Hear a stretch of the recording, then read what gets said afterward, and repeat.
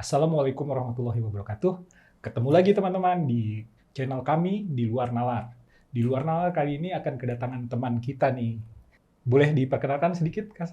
Halo, perkenalkan namaku Nasya Praditasari, Dipanggilnya biasanya apa? dipanggil Nasya. Nasya. Boleh spill sedikit ceritanya? Ini siapa sih? Ada yang ngikutin atau gimana? Ada yang ikut dari kecil, terus Oh, biasanya manggilnya Mbak. biasa Mbak. dipanggil Mbak. Mbak. Teman-teman semua di Luar Nalar dipanggilnya Mbak. Ini mbaknya pasti keren banget. Sobat di Luar Nalar, boleh kalau punya cerita, boleh kirim DM di bawah. Di bawah itu nanti ada nomor handphone WhatsApp. Boleh dikirim ke sana ceritanya, atau boleh kalian semua kirim di Instagram kami. Kalau punya cerita yang benar-benar di luar nalar.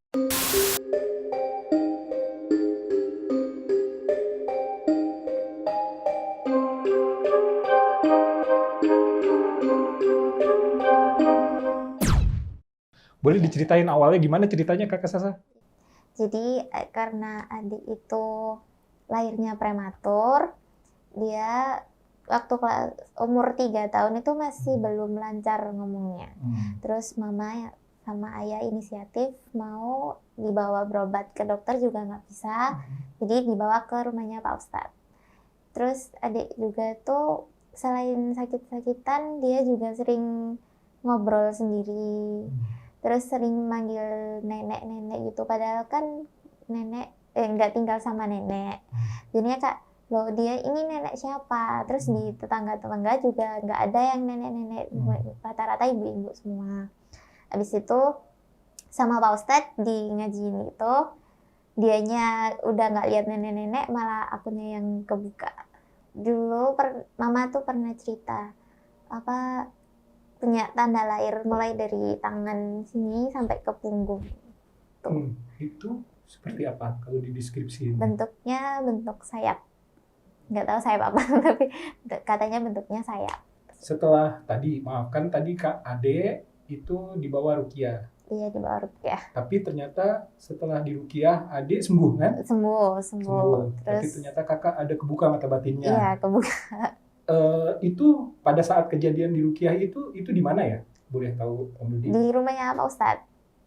Bukan, maksud Om Dodi di Jakarta kah atau di mana? Itu di kampung. Kampungnya di mana? Kampungnya di Malang. Di Malang. Di Malang. Kan tadi ternyata mata batin Kak Sasa terbuka. Apa kejadian yang terlintas pertama kali sama Kak Sasa? Karena waktu berobat ya, di berobatnya itu aku waktu kelas 2 SD, terus adikku juga belum sekolah. Jadi waktu kelas 2 SD itu udah diajarin mandiri. Nah, waktu itu mama sama ayah lagi di kamar, terus kakak juga lagi ngerjain tugas di ruang tamu, akunya disuruh masak nasi. Nah, dapurnya itu kerannya di bawah, jadi harus jongkok. Harus jongkok ya? Iya, harus jongkok kalau mau nyuci beras itu. Terus habis itu waktu nyuci tiba-tiba ada yang kayak ada orang mau lewat dari pintu dapurnya. Terus kan pintu dapur kan lurus sama pintu toilet. Nah itu waktu aku nengok nengok ke kanan tuh ada mbak-mbak pakai baju putih, terus kayak jalannya pelan banget, terus habis itu rambutnya sedikit menutupi mukanya dia. Terus tapi tembus. Terus kayak tembusnya tuh? Tembus, iya transparan gitu. Transparan gitu. Tapi anehnya kan kalau misalnya dia hantu, kenapa wajahnya cantik gitu? Kak Sasa itu waktu itu selesai mencuci berasnya? Belum selesai, mau buang airnya. Terus kayak waktu naik, kok gitu, kok ada orang lewat. Tapi kan waktu itu kakak kan masih kecil. Nah itu kan mbaknya itu udah dewasa. Mbak itu tadi mbak ya? Mbak yang ya. Terus itu kondisinya dia lewat jalan pelan-pelan dari mana ke mana? Dari pintu dapur ke arah toilet. Terus dia kayak bener-bener yang jalannya itu pelan banget. Pelan. Dan kakak ngeliat? ngelihat jelas. Ngelihat jelas. Jelas. Pada saat itu kakak nyuci beras berhenti. Iya, nyucinya berhenti. Terus waktu nengok kayak kan di sudut mata yang sebelah kiri itu kayak loh kok ada yang lewat tapi kok badannya besar. Nggak, ya tinggi sih, lebih tepatnya tinggi. Terus habis itu waktu aku nengok ke kanan ternyata dia pakai baju mbaknya itu pakai baju putih, terus habis itu jalannya pelan-pelan, terus rambutnya digerai gitu, jalannya tembus ke tembok. Jadi belum sampai ke toilet. Di pintu toilet itu dianya udah nggak ada. Udah nggak ada. Ya. Kakak tetap ngelanjutin nyuci beras itu apa gimana? Enggak, langsung ke ruang tamu. Terus sambil manggil kayak mah gitu. Itu pengalaman kakak Ya, pertama. yang pertama kali itu lihat mbak-mbak. Setelah SD itu kapan lagi kakak? Setelah SD, setelah ngelihat yang di belakang mau ke arah toilet itu, terus kan rumahnya lantai 2. Nah itu dia selalu di ujung tangga yang atas, ngeliatin ke bawah. Itu gimana? Dia kondisinya berdiri? Berdiri sambil ngeliat ke bawah. Terus kayak mbaknya itu ngapain, mau tanya ke mama juga, mama pasti udah nggak usah diliatin gitu. Pasti jawabnya gitu. Jadi ya udah mending nggak usah didengerin atau nggak usah dilihat. Dicuekin gitu ya? Dicuekin aja gitu. Itu kejadian berikutnya. Jadi si Ya, mbak itu ada di rumah itu ya? Ada di rumah terus ngeliat ke bawah. Terus yang kedua udah itu kan waktu kelas 2 SD. Terus waktu abis lulus SD karena nilai ujianku sedikit kurang di Malang. Belajar ya kakak ya? Waktu SD pacaran sih. Selamat pacarnya kakak Sasa waktu SD. Ya terus habis itu dibawa ke Jakarta. Mama sama ayah juga pindah ke Jakarta, kerja di Jakarta. Habis itu ngeliat lagi waktu di warung. Jadi mama sama ayah tuh buka warung di Jakarta. Terus jualan bakso. Habis itu ngeliat anak kecil di deket mangkok bakso itu. Terus akunya karena mungkin dari SD tuh ya mbak-mbak. Terus ngeliat yang di Jakarta anak kecil jadinya agak kaget. Terus habis itu akunya lari ke dapur di warung itu. Anak kecil itu ngapain ya tepatnya? Dia makan bakso kah? Atau order bakso kah? Atau gimana? Karena itu posisinya lagi mau buka warung, terus kan masih abis subuh kan buka warungnya itu. Jadi kan di depan stand baksonya itu, terus agak ke belakangan itu tempat buat makannya tamu-tamu, di belakang sendiri dapur. Nah, tiba-tiba waktu aku lagi ngeberesin tisu, habis bebenah tisu gitu, terus dia tiba-tiba anak kecilnya tuh nongol, terus kayak ada langsung wah gitu. Oh gitu. Langsung ngagetin. Anak kecilnya botak kah? Enggak, cewek, rambutnya panjang segini, iya segini rambutnya. Terus habis itu karena kaget, terus kayak kan udah lama juga nggak ngelihat setan ya, setan. Iya, hantu belau ya. Di sini sebutannya hantu belau. Hantu belau. Itu kan kelihatannya mbak-mbak, terus waktu ngeliat yang kecil jadi kayak ternyata banyak ya. banyak setannya yang kecil. Terus kan waktu di Malang kan sering tuyul. Nah, jadi tuyul itu kan kayak itu cuma cerita. Lah kok ternyata ada, tapi ini yang cewek. Tapi dia bukan tuyul kan? Kalau tuyul kan ngambil duit. Iya. Ini nggak ngambil duit kan? Kakak Sasa nggak tahu dia ngapain ya? Nggak tahu. Terus habis itu warungnya jadi agak sepi. Oh bener dong, berarti tuyul. Ngambil duit. Warungnya sepi tapi bukan ngambil duit ya. Warungnya sepi. Enggak, warungnya sepi. Terus kayak loh ini kenapa sama ayah mama kan kayak loh kok tumben warung yang sepi, soalnya kan pasti warung tuh waktu di jam-jam makan malam tuh pasti rame. Nah itu tumben kok nggak ada yang makan. Terus habis itu banyak pelanggan yang bilang kok warungnya sekarang sering tutup gitu. Padahal buka. Tapi yang bilangnya Mbak kemarin kemana aja gitu, kok warungnya tutup? Hah, buka terus kok ibu? Akunya bilang gitu, terus kayak Enggak deh, perasaan kemarin lihat tutup gitu.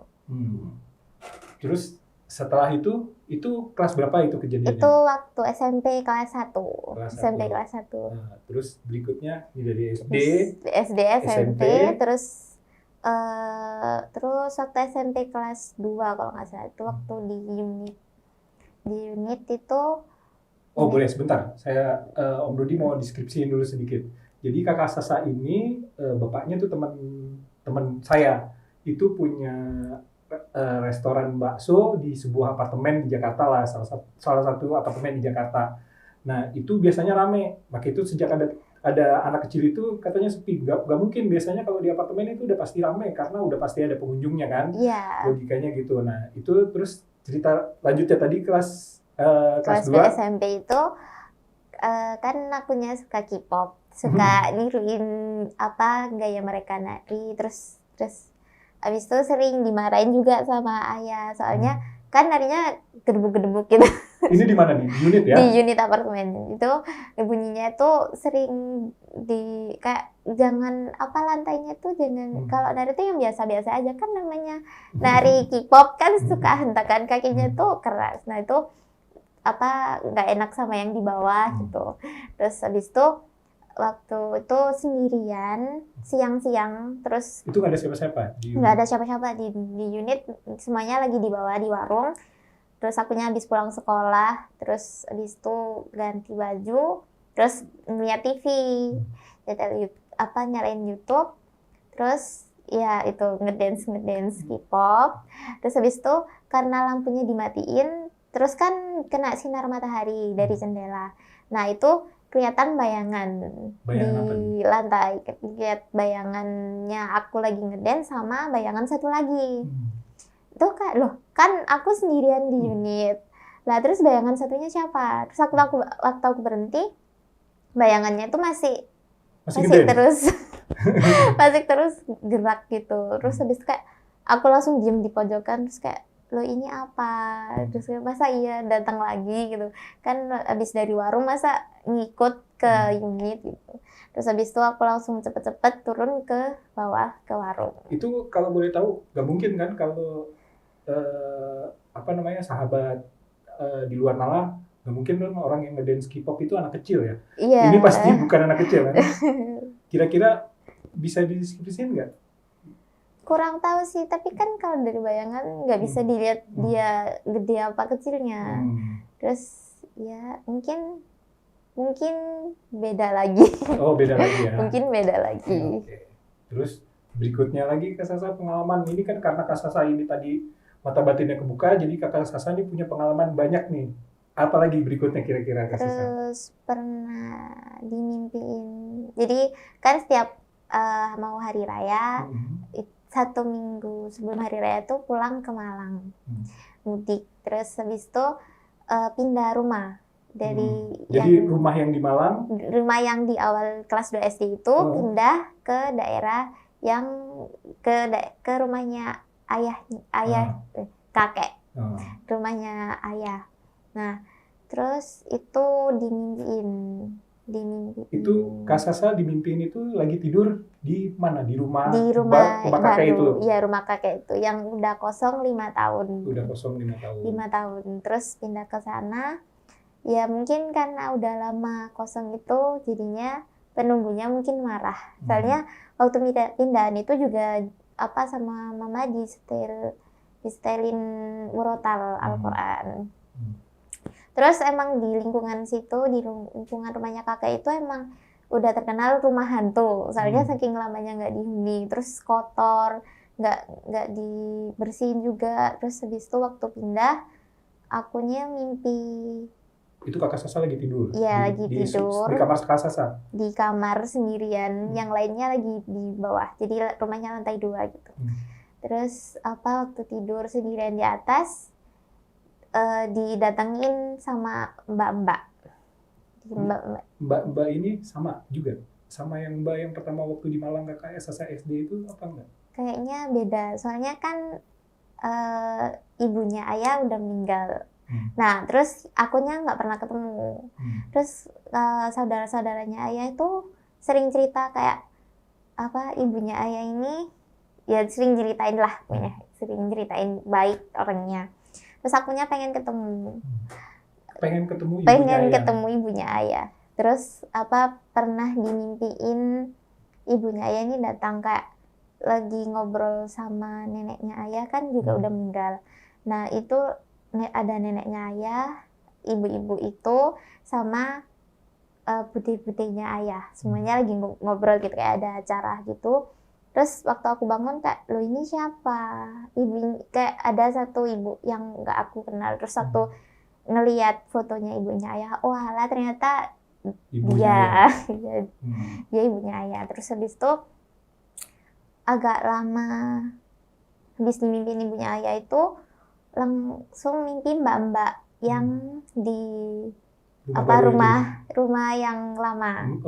Mbaknya mungkin mbak yang nyuci beras itu berarti? Iya, mbaknya yang nyuci beras. Tapi anehnya mbaknya itu ngajak masuk lemari. Jadi tapi ketika tidur di kamarnya Sasa itu ada furniture juga apa? Enggak ada. Cuma tempat tidur aja? Cuma tempat tidur sama dipan. Dipan yang ada kacanya itu. Itu. Terus meja rias lah ya? Ya, meja rias. Ya. Terus habis itu diajak masuk, kan di antara kamar itu kayak ada ruangan kosong gitu, kayak buat ruang keluarga lah bisa dibilang. Ruang keluarga itu di sana cuma ada sofa sama meja kaca. Nah, tapi di mimpiku itu ada lemari. Lemari di antara kamar gitu. Lemari di luar tapi di antara kamar. Itu mbaknya ngajak aku ke lemari itu. Ngajak masuk ke kamar ngajak itu? Masuk gitu. Terus kayak nggak mau. Kan itu udah kelas 2 SMP, jadi kan udah ngerti kayak kalau aku, terus kan udah ada film Insidious juga. Jadi kayak kalau aku masuk ke lemari itu takutnya aku kayak Dalton. Ntar nggak bisa balik lagi. Terus habis itu udah akunya nggak mau, terus bangun terus lari ke bawah. Terus kayak udah nggak ada apa-apa lah, kok besoknya tuh waktu tidur siang habis sholat zuhur itu mimpi lagi aku keluar dari lemari itu, padahal kan yang kemarin sekarang ini kondisinya kata Sasa di dalam lemari? Di dalam lemari, terus keluar dari lemari lain, jadi ruangannya udah beda. Yang awalnya di ruang keluarga lemarinya, terus aku keluar dari lemari yang ada di kamar. Lemarinya sama? Lemarinya beda. Beda. Yang di ruang keluarga itu lemarinya cuma satu pintu. Nah ini yang waktu aku keluar itu lemari kaca. Terus habis itu kayak, loh kok aku udah masuk nih. Terus habis itu waktu aku nggak mau karena di situ gelap banget. Terus kayak, loh ini apa? Terus aku mau keluar. Nah waktu mau keluarnya itu aku manggil ayah. Kayak, ayah tolongin aku mau keluar. Nah itu ada suara cowok, ya mungkin bapak-bapak ya, itu bilang gini, ngapain manggil ayahmu, orang aku bukan ayahmu gitu.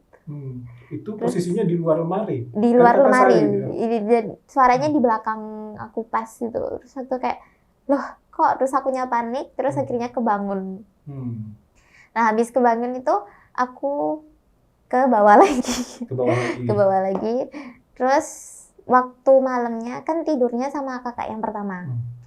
Kakak pertama ini sering bilang aku ngigo sambil teriak-teriak gitu. Tapi padahal waktu besoknya ditanyain nggak mimpi apa-apa, tapi akunya teriak-teriak. Itu mimpi kedua? Mimpi yang kedua, tapi malamnya. Ada mimpi berikutnya? Kurang ingat, tapi katanya sering teriak-teriak kalau tidur. Sampai yang nggak bisa bangun gitu. Itu kan yang ngajak mimpi pertama mbak-mbak. Yang kedua. Mimpi yang kedua mbak-mbaknya nggak ada. Mbak-mbaknya nggak ada, bapak-bapak. Setelah itu mbak-mbaknya ngeganggu nggak? Setelah mimpi yang kedua itu, ketiga? Setelah itu. Berarti mbak-mbaknya kan ini rumahnya pindah ya? Iya pindah. Berarti jadi ngikut. Mbak-mbaknya ngikut. Tapi anehnya kan kalau yang di rumah lama kan cantik. Nah ini waktu pindahan itu mukanya udah biru abu-abu gitu, terus matanya warna kuning, terus bajunya yang awalnya putih bersih yang di rumah lama ini udah kotor. Takutnya beda. Takutnya beda. Tapi Kak Sasa masih menganggap itu sama Mbak karena Iya, Kak Sasa Mbak, manggilnya itu karena Mbak. Gitu. Terus habis itu Kak Sasa itu kan pas lagi Lebaran ya? Iya, Berarti habis hari Lebaran. raya. Habis hari raya. Kak Sasa pulang lagi ke Jakarta atau tetap di situ? Iya. Habis itu habis mimpi itu kan terus ayah cerita ke saudara-saudaranya, terus kayak ada om yang ngerti hal-hal gitu, terus omnya itu datang ke rumah. Omnya datang ke rumah terus naik ke atas, terus akunya sama ayah di bawah gitu ngobrol. Terus katanya omnya waktu abis ngecek itu, oh nggak apa-apa, dia tuh baik gitu, katanya baik. Terus aku ditanyain, Sasa udah ajak ngobrol belum sama mbaknya gitu? Lah enggak kok, nggak ngobrol, tapi kan aku udah sempat nolak mbaknya. Nah itu udah sama aja ngobrol. Oh kata omnya, kata omnya gitu. Terus kayak tapi nggak apa-apa kok, mbaknya itu baik. Terus aku jawabnya, lah kalau misalnya mbaknya baik ngapain ngajak aku ke masuk lemari itu? Terus katanya, oh mungkin tuh cuman apa gitu. Terus, cuman apa itu? Apa itu? Ya itu kan adanya. Terus habis itu balik ke Jakarta. Nah waktu balik ke Jakarta itu di mobil kan aku duduk di tengah. Nah itu di kaca yang tengah, bukan yang di tengah ya, spion tapi yang tengah. Yang yang buat lihat belakang itu ngeliat mbak-mbak di bagasi. Mbak yang sama? Kurang tahu, tapi itu mbak-mbak di bagasi gitu. Ikut berarti? Iya kayaknya ngikut. Ikut ke Jakarta? Ikut ke Jakarta. Terus pas sepanjang perjalanan nggak ada? Nggak, cuman sekali ngeliat doang. Oh sekali ngeliat aja? Abis kan Jakarta Malang jauh 16 jam. Jadinya waktu itu pun ngeliatnya waktu malam bangun tidur. Jadi pas tidur terus udah kok ada gitu. Terus enggak, itu mungkin bayangan barang atau apa gitu kan, barang bawaannya banyak. Terus ya ngeliat mbaknya, terus katanya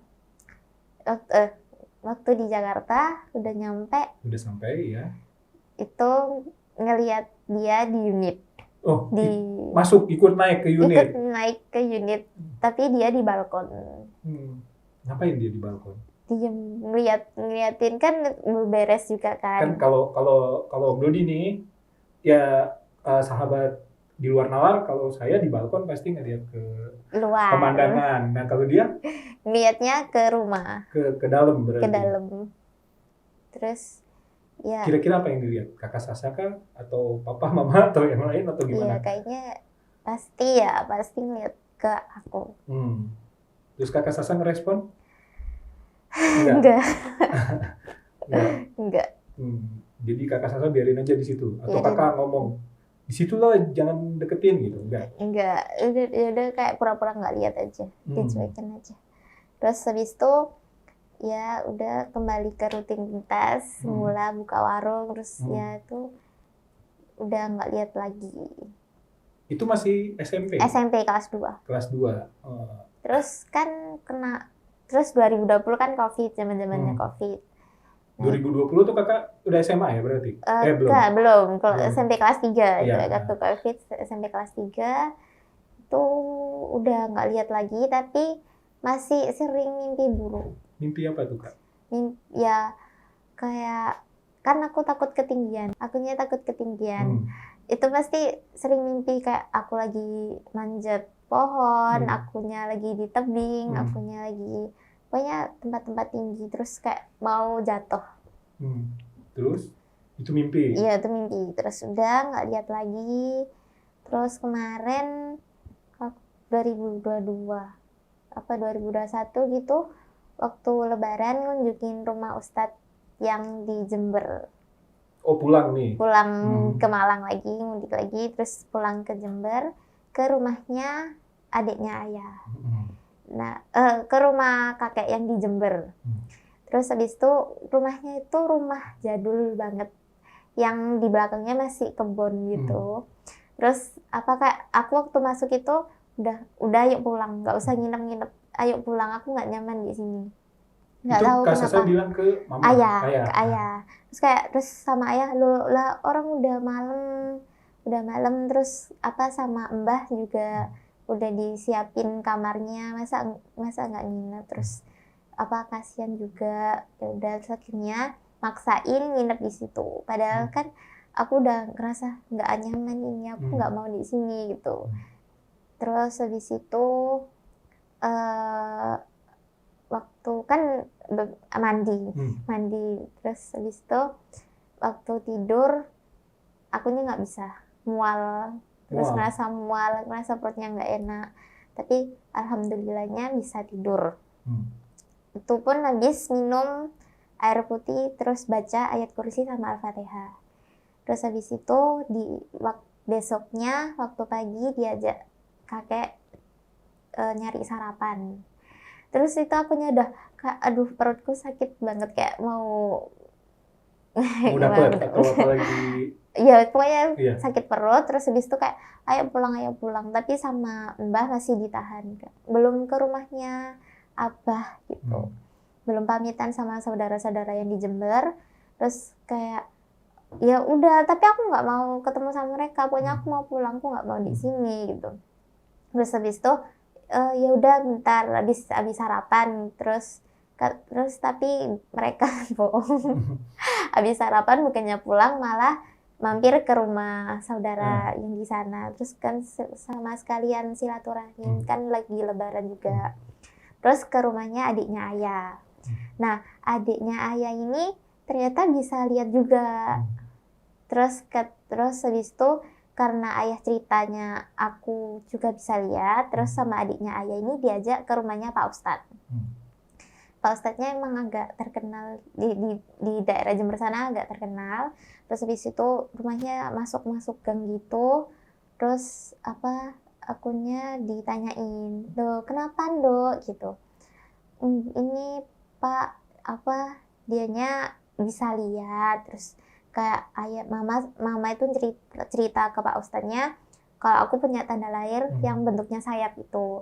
Terus habis itu sama Pak Ustadznya, "Loh, kok bisa, coba lihat," gitu. Pak Ustadznya mau ngeliat tanda lahir itu. Terus kayak, "Doh, ya jangan, kan itu aura." Terus akunya juga malu kan kalau ngeliatin tanda lahirnya itu. Enggak, maksudnya cuma lihat bentar doang. Terus orang enggak bisa, ya udah. Terus jadi Pak Ustadznya itu nggak jadi ngeliat tanda lahir, tapi dia ngomongin gini, "Adiknya bisa baca pikiran ya?" gitu. "Hah, enggak kok, nggak bisa baca pikiran orang lain," gitu. Terus kayak, bisa itu kalau mau belajar ilmu-ilmunya itu, adiknya itu bisa baca pikiran orang, bisa pokoknya kayak yang di YouTube lihat gitu. Dapat ilmu, bukan ilmu. Dapat ilmu gitu. Terus akunya nggak mau. Terus katanya yang adiknya ayah ini kan dia udah belajar, iya itu bisa ngeruqyah juga, bisa ngusir setan-setan gitu. Jadinya kalau misalnya dapat kiriman yang buruk-buruk di warung, bisa ngusir gitu. Terus kayak enggak mau, soalnya kan aku lagi sakit di hari itu, terus perutku juga nggak enak. Terus katanya Pak Ustadz disuruh minum teh gitu. Terus habis minum itu terus pulang ke Malang.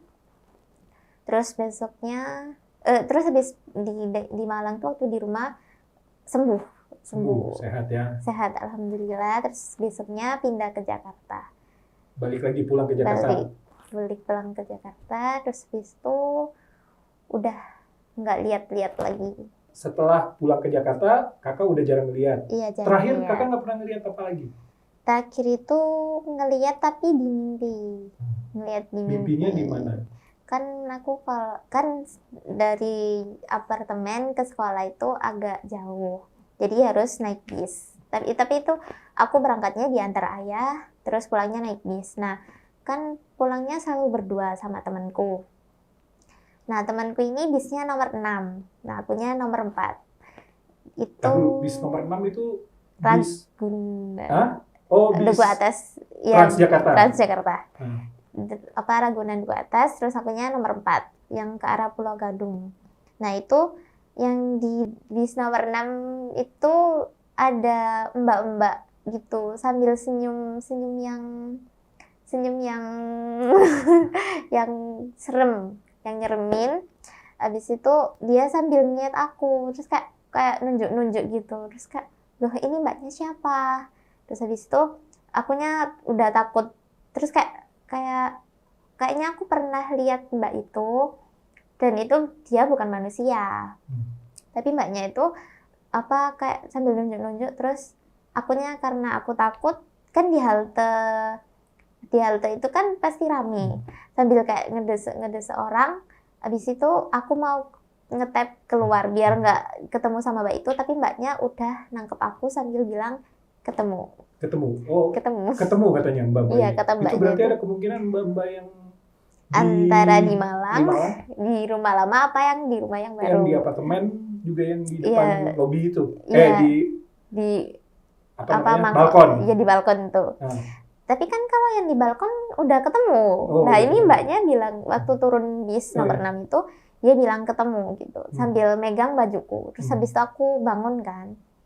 Habis kan karena udah biasa. Oh jadi itu mimpi? Kakak tidur? Iya tidur. Bis. Enggak, di rumah. Di rumah. Oh. Di rumah, terus lampunya kan dimatiin. Itu waktu aku bangun kan gelap, terus kayak bilang astagfirullahaladzim ya Allah, kok ngelihat lagi gitu. Terus habis itu waktu aku merem lagi, terus aku buka mata, mbaknya tangannya udah di sini sama megang gini. Megang. Terus kukunya panjang gitu. Sakit soalnya ini kok sampai kena. Jadi sakit gitu. Terus kayak mbaknya wah gitu. Wah gitu ngomong. Bilangnya wah gitu. Terus kayak harus akunya gitu, terus akunya nangis. Mbaknya hilang. Soalnya nggak pernah sedekat itu. Kok ini sampai megang dan sakit. Selain kukunya, mukanya nggak kelihatan karena gelap. Terus habis itu akunya nangis. Terus mungkin karena akunya nangis, terus aku jadinya marah. Terus kayak aku nggak mau ketemu. Aku tuh udah nggak mau berurusan sama kalian, jadi nggak usah ganggu-ganggu. Terus akhir-akhir ini minggu kemarin, kalau nggak salah itu minggu kemarin, aku kan kalau pulang sekolah maghrib. Nah itu aku iseng ngefoto balkon. Foto pohon. Pohonnya ada bunganya gitu, kayak cantik gitu. Terus langitnya kan biru. Mumpung pas di apartemen. Di apartemen waktu pulang sekolah. Itu aku habis ngefoto, terus waktu melihat hasilnya itu kayak ada mbak itu. Ada mbak terus nangkring di pohon gitu. Terus aku gambar, terus aku post. Kan biasanya kalau aku post IG itu selalu pakai musik. Nah itu aku ngepostnya nggak pakai musik. Terus habis itu terus akunnya sakit 1 minggu. 1 minggu sakit. Setelah kakak ngepost foto itu. Itu berarti kejadian terakhir ya? Terakhir. Tapi itu dideskripsiin si yang duduk di pohon itu seperti apa? Atau mbak-mbak yang tadi kukunya panjang bukan? Bukan. Soalnya juga nggak jelas itu gambarnya. Tapi kakak gambar? Ya, cuman yang digambar pohonnya apa? Ya kayak ada siluet gitu, bayangan-bayangan.